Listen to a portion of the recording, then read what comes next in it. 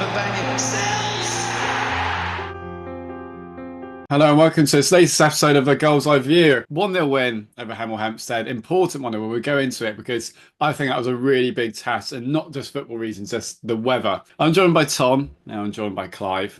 We've got a few bits in this episode. Also review the Hemel game, preview Weymouth, got a Kelly's Corner, and we've got a little project that we're working on for like an end of year special, which we'll talk about as well. Anyway, let's go into the Hemel Hempstead game. We got the job done, didn't we? I've got plenty of opinions actually on this one, but I had the free air of BBC Radio Devon to get through mine, so I'm going to let you two have the start on this. We'll start with Tom actually, as we made the long journey down. Tom, what are your thoughts? Firstly, I think credit has to go to Hemel Hempstead for making it a very tight affair. I think they were very organised, very well drilled, had a very good game plan, came to frustrate us, and I think maybe they'll be a bit disappointed they didn't come away with a point. Yeah, from the pop side, you couldn't really feel the wind too much.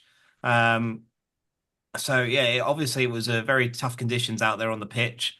I felt like we had the better of the first half chances wise, but they weren't as clear cut as we were hoping. I think the best effort in the first half was Jordan Young's effort. I've definitely got that right this week. It definitely was Jordan Young, not Thomas injured.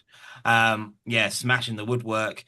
But really, that was about as close as we really got. A couple of scraps from corners that Hemel just about cleared. Shouts of a handball, but not given, and a foul. So, yeah, going 0-0 at half time. They did a good job frustrating us. Second half, we didn't really come out very well, did we? Hemel had a couple of chances, half chances, both off the woodwork. That Barsey fella, I remember him from Hampton, really good player on the wing. Hammond made some really important saves. I know, again, there's been some questioning about some of the saves he's made this season, but the last couple of months he's been absolutely top draw. And thankfully he was tipping one onto the woodwork. And yeah, we get the penalty, very well worked. The subs made the big difference. Carson comes on, gets wrong side, the right side of the defender, and I think it was Barnsley actually brings him down for the penalty. And Cookie steps up and puts the ball home, and we saw out the rest of the game. Hemel pushed and pushed, but we looked like we had enough to get the job done. And it was an important result because, bar the Truro result, I think he scored in the last minute at St Albans, most of the results went our way. And had we not got a result there, we would have been second. So yeah, hard fought win.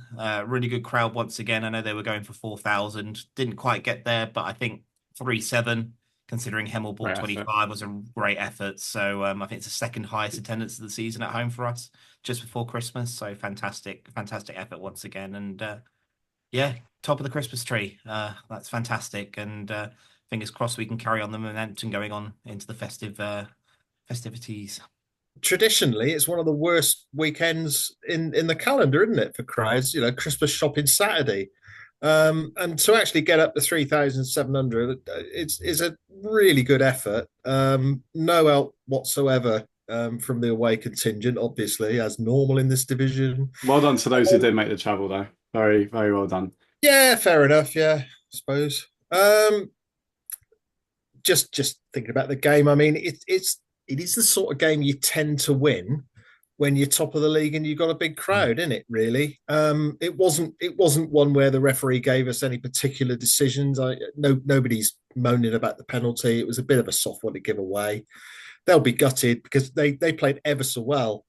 They went 13 games, didn't they? A horrible run, which led to their Ridiculous. manager getting sacked. They beat Weymouth on his first game last weekend. Fair enough. We'd expect to do that too. Most people would because they're bottom, but still, that was a good performance, I thought, from Hemel. The main thing about Torquay at the moment is that we do have the ability to make changes off the bench, don't we? You can change formation, you can change personnel. When you cast your mind back, a year, um, there were times when the likes of Ryan Hansen was sat there on the bench. He had a great weekend, of course, as well, earning his team a point at Boreham Wood, which was a great result for Torquay. league table's starting to take shape now. I think, to be fair, probably the pre-season favourites, the Dorkings and the Boreham Woods, they're breathing down our necks now. Maidstone as well. I knew as soon as they played us when we Yeah, drew against them in October, as much as we were a bit worried where we were at that point, I also was like Maidstone are going to be there. I know they're at 14th at the time. I didn't quite think they'd rise quite this quickly, but yeah, they're another team. It's hotting up, isn't it? I think it's game on, Sam. I'll let you in Mm. a sec, but yeah, it is. I mean, it's starting to be the teams that you would have thought would be up there. So I mean, it looks like a really exciting second half for the season. We're very, very difficult to beat. It's yet another clean sheet, which, for supporters of a certain mindset is absolutely glorious. Really, we're very pleased. It wasn't a great performance. I thought Hemel were worthy of a point, but yeah, we got over the line, and never mind the quality, feel the points kind of thing. Yeah, it's a sign of a good team, isn't it? Playing poorly but getting the win, getting the results. Yeah, That's what we did on Saturday. I kind of disagree with this whole thing that we play poorly, to be honest. Like, I look at football in a sort of way where I look through like patterns through a season, if that makes sense. And there's always going to be I don't always look at games. I know this is what we do when we review a game. We look at them as an individual match. But this is a sort of game of a genre of a game where there's a lot sort of against it being a good football match of that wins and sort of the run of games coming up and where we are. And Hemel Hempstead, I mean, as Paul Mahern was saying, they're two centre backs, absolutely phenomenal. I mean, we've got Dyer and Dreyer who are incredible at this division as well, but they were brilliant, took Kelly Cook out of the game.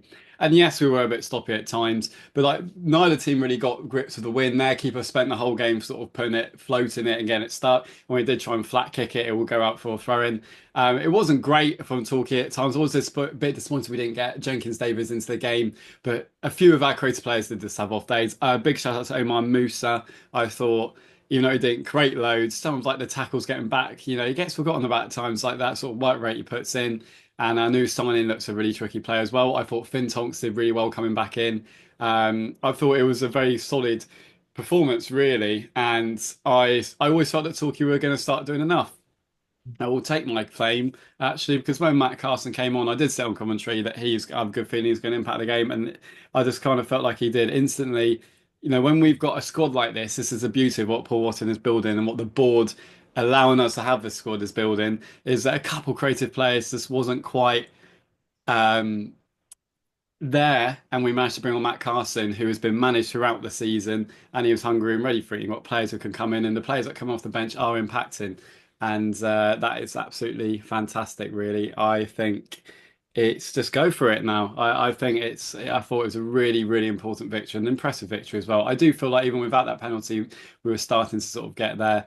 And again, big shout out to the keeper. Like that's a couple big, big saves that he has made. Well, they were, weren't they? I mean, I Mm. think we were heavily under par, Sam. To be honest, Yeah, we could have been 2-0 down at one point. That might not quite have reflected the game, but it's the width of a crossbar or the width of a post. Hammond's second save in the second half was very important. mm. Difficult conditions. He dropped the cross, but he redeemed himself, sort of Incredible. pouring it away from very close range. Mm. That was a good save. But we're top of the league. We're keeping clean sheets. It's fantastic, but there's a very thin margin on Saturday, I thought. Yeah. I And we agree with pass a that. test. And the thing is, Torquay teams lose. This is what I'm saying. We've lost and drawn that game multiple, multiple, multiple times. So when we Yeah. weren't quite there, I won't call it a poor performance, but it wasn't great either. In a context of a season, it was a very important performance. We dug in. Obviously, Weymouth It's very away, we've got to improve in some ways, but if we go there and win again, it's flying. it's interesting, like watching it from the pop side, and you guys watched it from Bristow's, obviously, but I didn't think Musa was all that effective on Saturday, at least from where I was. Yes, he made some great challenges, but I don't know. I just found him. He gets dispossessed off the ball too easily, and I just personally I expect a bit more out of him still. I'm probably being a bit harsh. Sorry, that's just me. Um, Tonks, again, he's young. He's still developing his game. I didn't particularly think he was brilliant. He I think stopped a lot of crosses. That's all a yeah. fullback's there to do, It's one of literally. the. Half It's the one of time. those.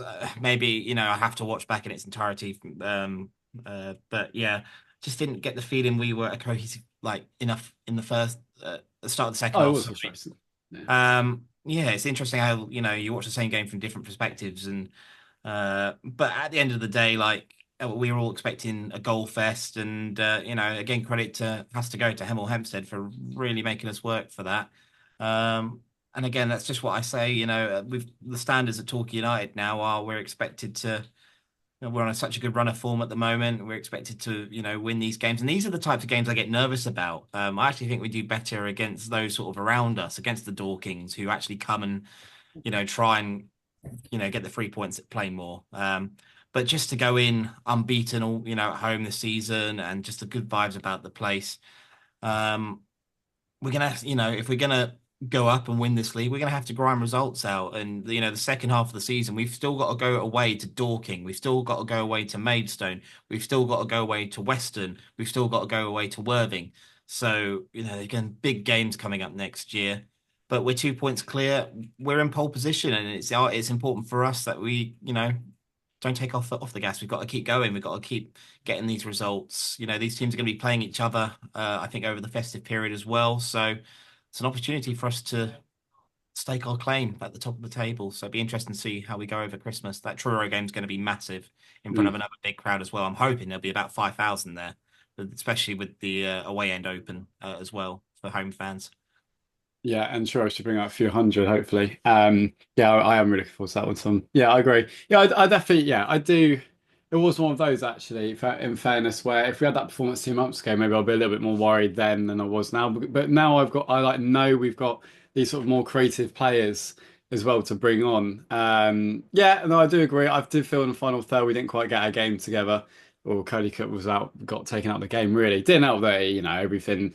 You get an elbow, whatever, or pressed on, and you're over 6 foot. It's allowed these Yeah. days. But yeah, it was just one of those games where we just had to do enough, actually. It was a very tricky test, I think, and we passed. And that is the main thing. It's one of those where it's like, yeah, the game happened. Let's talk about it, move on. And like, there's not too much and go on from there. And we're winning these games of football, and that is Yeah. an absolutely brilliant habit. Um, and that's all that matters at the end of the day. And I'm seeing patterns of play and hope, well, I know it's sustainable. I've seen teams win games like I remember the obvious examples at the start of last season when we seem to be picking up these results and you're like, oh, it's just not going to sustain, is it? Like sooner or rather teams are going to sort of see through us. But now I'm like, no, we're a solid unit. A couple of players definitely, yeah. Just Jake Stay has been incredible for the last month or so. Just didn't quite, it didn't get him on the game when he did. Like this touch was bouncing away a little bit, but that will happen. These are footballers of any level, let alone National League South. You could, if I'm being critical, yes, a few too many of our creative players just didn't quite have the right game. But again, good energy from Hayfield, I thought, in midfield, defence, brilliant. Hopefully Folson's not out too long. It's a bit of a worry, but overall, very happy Christmas indeed. Delighted with that. Anything else to add?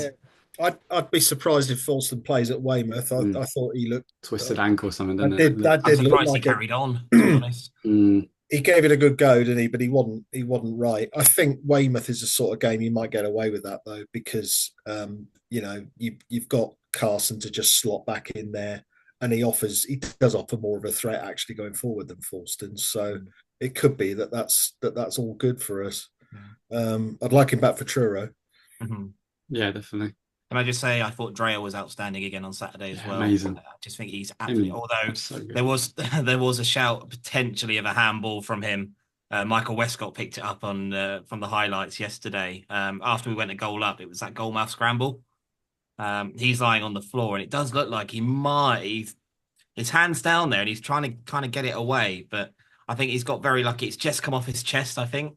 And I don't think Hemel made too much of a claim for it. But I was looking back at it and thinking, oh. That could have gone either way, to be honest, with I'll have a refereeing look at at it this again. level.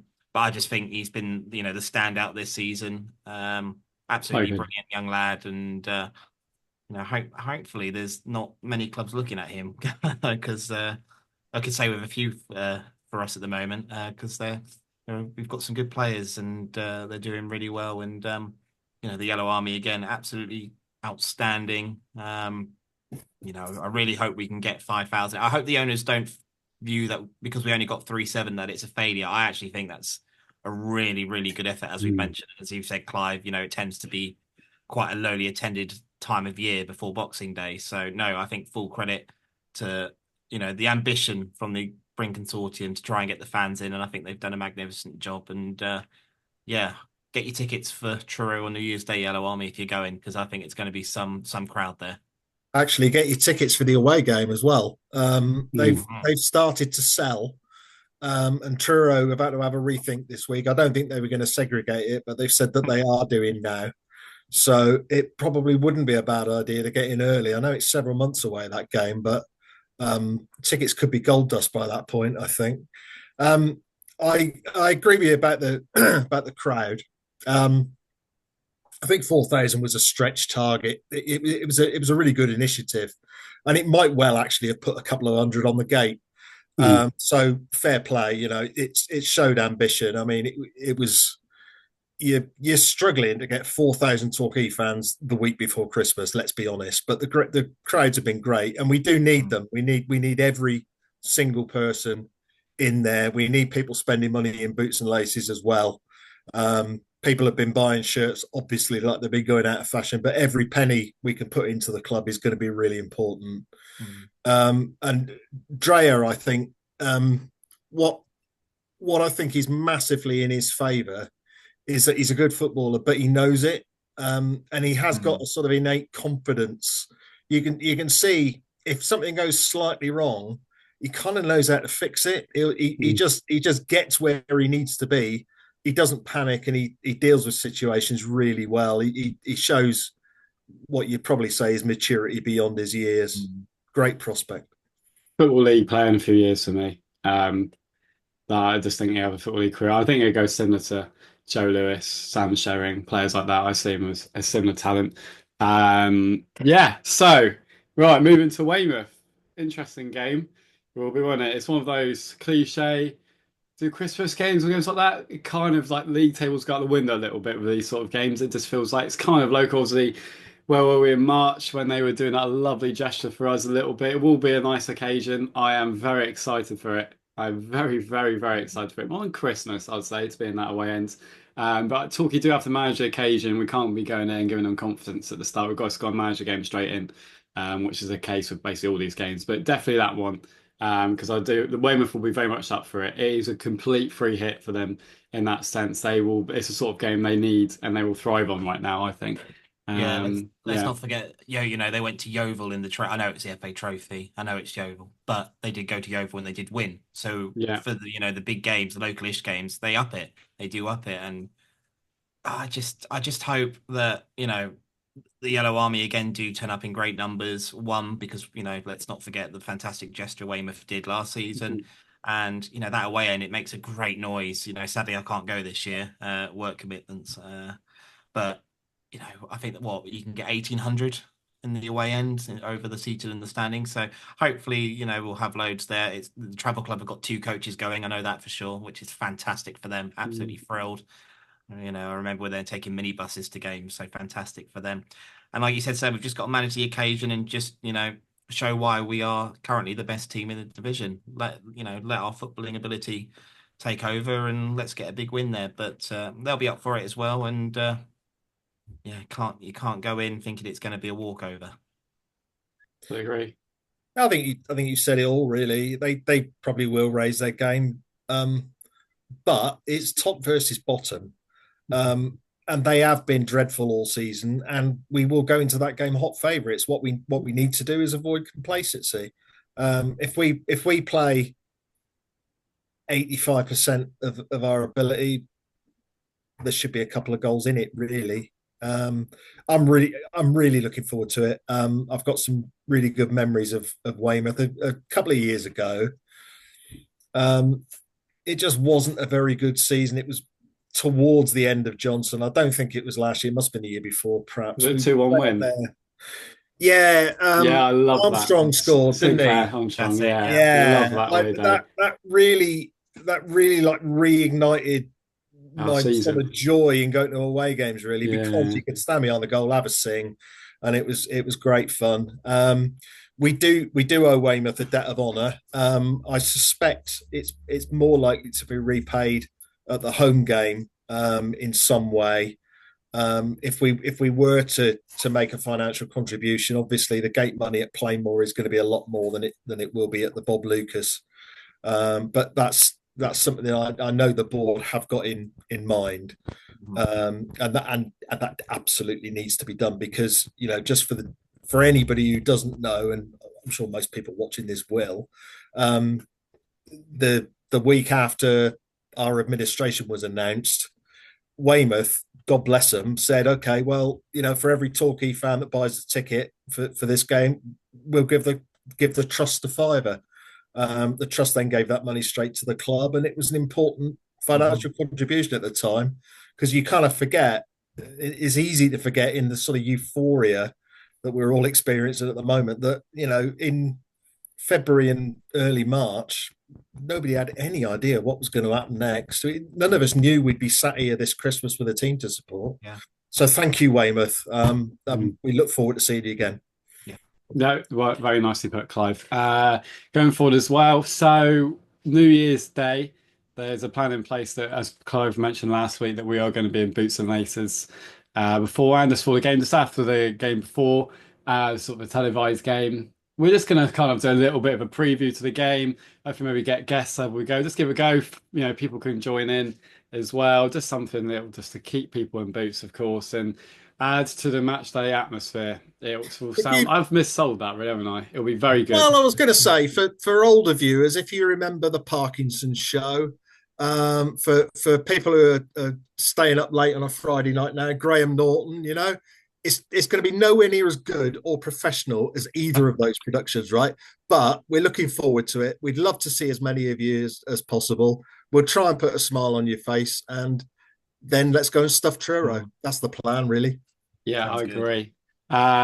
And finally, actually, on this episode, before we go into it, we are currently working on, well, we've started production of a little end of year documentary. It's been such a monumental year for Torquay United fans, and we thought we'd do one from the sort of fans' perspective. We're basically working on a bit of a documentary that kind of follows through the whole incredible year of 2024 Torquay United through, sort of going through episodes of Gull'S Eye View, little clips, and the sort of video that Tom and all fans have taken at match day. I'm going to do a little documentary at work, and that should come out New Year's Eve. I haven't actually started editing yet, but it'll be fine. It'll be there. Always like a nice end of year thing. We're getting the footage. I have to sit through so many episodes of us. Honestly, you forget what a roller coaster it's been.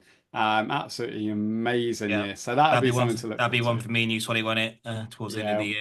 Put as many hours as we need into it. Yeah, we'll be editing that around the 27th, 28th. Hopefully, it'll come out on New Year's Eve or New Year's Day. And then, yeah, it's something that we can all look forward to. So, any clips, any sort of tweets that you liked around that time, or anything you did, any posts, feel free to send to us on Twitter or whatever, if you've got me, or just anywhere, and we will put it into it. So, any like fan sort of videos, clips, tweets, anything like that around the time.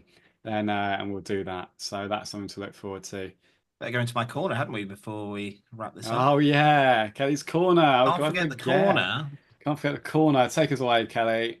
It's the final one before Christmas. So thank you everyone once again. Not just today, but throughout the entire of 2024. It's great when you all get involved and we love it. So thank you very much. So the final Kelly's corner before Christmas. Which 3 Gull'S related guests, past or present, would you love to have around your Christmas dinner table? And we've got quite a lot to go through as well. So again, thank you everyone. I will start with the ones on Facebook. So Steve George says both co-chairmen, so we can chat all things about the club, and Helen Chamberlain for the stories. If you haven't already, we had a lovely chat with Helen Chamberlain about a month or so ago. Fantastic. If you haven't watched it yet, please do. It's on the site now. We've got Dave Morris, who says Gary Johnson to try and find out what exactly went on towards the end of his tenure. Aaron Downs to raise a glass to him and thank him for keeping us up. And Lucas Coverlan for the story of that goal. And Dave also says Merry Christmas to all of you at Talkie Talk, and thanks for everything you have done for us in the last year. And ask Mr. Music, Swanee, Allman Brothers or Led Zeppelin? Oh, Led Zeppelin. Jane Kelly, evening mum. She says Charlie Baker for the laughs, Helen Chamberlain for the stories, and me as I am her son and family means everything to her at Christmas. Thank you, Mum. That's Very nice. lovely. Oh, Very that's nice. heartwarming, isn't That is it? heartwarming, unless she Yes. means Tom Kelly, the former defender from the early 90s or whatever. Merry Christmas, Jane. Merry Merry Marvelous. Christmas. Christmas. And Stephen Bagcott says Bruce Rioch, an early hero for me as a kid. How many World Cup captains would be applying their trade in Division 4 two and a bit years after playing in a World Cup finals these days? What a career he had, even though the Torquay chapter ended sadly. Rodney Jack for the memories, and Jim McNichol for taking one for the team. We'd be watching A Christmas Carol where Ebenezer Clark Osborne, a Copping property developer, is visited by a number of ghosts who attempt to persuade him to leave his narcissistic ways behind. Thank you very much, Stephen. Happy Christmas to you all there, everyone. And then let me just get the ones up on Twitter for a second. Who would you guys have while I get this loaded up? Ross Marshall, Sean McGinty, Oh, and Alan Mill. oh, lovely. Defensive masterclass. What about you, Clive? Fantastic. I'll see if I can remember. I'll see if I can remember. Dave Thomas for certain. Be no shortage of anecdotes and conversation there. True. Very, very wise man who we all love very much. Um, I think Neville Southall would have to make an appearance just to make sure there's no leftovers, really. Big appetite, Nev, as well as being a fantastic goalkeeper. And Cyril Knowles, I'd love to bring Cyril back and just thank him really for two or three of the best seasons that I remember as a Torquay fan. Yeah, First time we were ever good in my lifetime. So yeah, thank you, no. Cyril. Yeah. So I've got one Oh, more actually, a serious one. Martin Ling. I loved like Martin Ling. oh, We spoke about that with Helen Chamberlain about just just also again, it's also a thank you in a way, but just this sort of a thing. And obviously, like Paul Buckle as well. We've been very honoured. A lot of them, I'd say like Tim Sills and Lee Mansell, but we've had them on here. So like, can't yeah. really say them. But I like, was gonna yeah, say Lingy. Oh, it's probably. Martin Ling. Yeah, no, I that's think I'd one. have Lingy, Leroy, Oof, yeah, and probably Silsey, just because I didn't get a chance to interview him when he joined us last year. Um, yeah, fair enough. Another one on our. You know what you'd be doing, of course, if you come to your Christmas dinner? You're feeding the sills. There you go. Lovely. And we'll just quickly go on to the ones on Twitter. So Rachel Mallet, good evening, Rachel. Happy Christmas. Super Rennie Howe, Kevin Nicholson, and Neville Southall. All great orchestras with a wealth of interesting anecdotes. Rennie, my first real Torquay United hero. Nev was a genius, world class, and Nico, a number crunching scouting with a shoestring magician. Yep, Clive, you've got Cyril Knowles, Big Nev, and Dave Thomas. Steve Harris says this is harder than it first appears. The two obvious choices would be Kevin Hill and Martin Gritton. However, I'm torn between Dave Thomas and John Ozil for the third spot.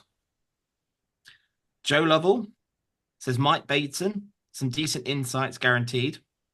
David Graham, arguably the best footballer I've ever seen at Plainmoor. And Russell Cleave, keeping the good mood jovial with his boundless positivity. Merry Christmas to you all. Joe from Off the Line blog says Helen Chamberlain, amazing stories, laughter, and great company. Bobby Alejnik, his favourite ever goal. It's a good shout. Probably my favourite keeper we've ever had. And Damien Lafrob, a brilliant footballing mind and then one of the nicest people he's ever had the pleasure of being able to meet. Harry Salvage says Martin Gritton, great music taste, so he'll be in charge for the records. Aaron Downs, great stories about being teammates with Grits. And Dave Thomas, a fountain of knowledge.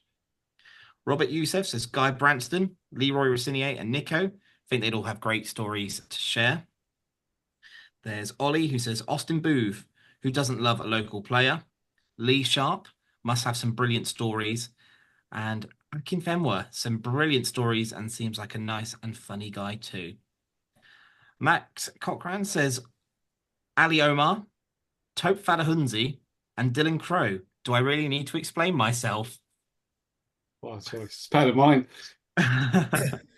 Jake Reeves says Rennie Howe, Lee Sharp, and Ian Morris.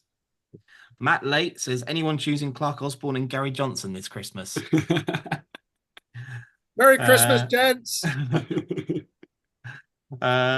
We've got Matty Hayward, Kevin Nicholson. There's Palfrey and Ambolu. Ambu? I can't say. Oh yeah, I remember the dream team: Joe Ambolo, That's it. non-contract legend, and Billy Palfrey. Oh my God.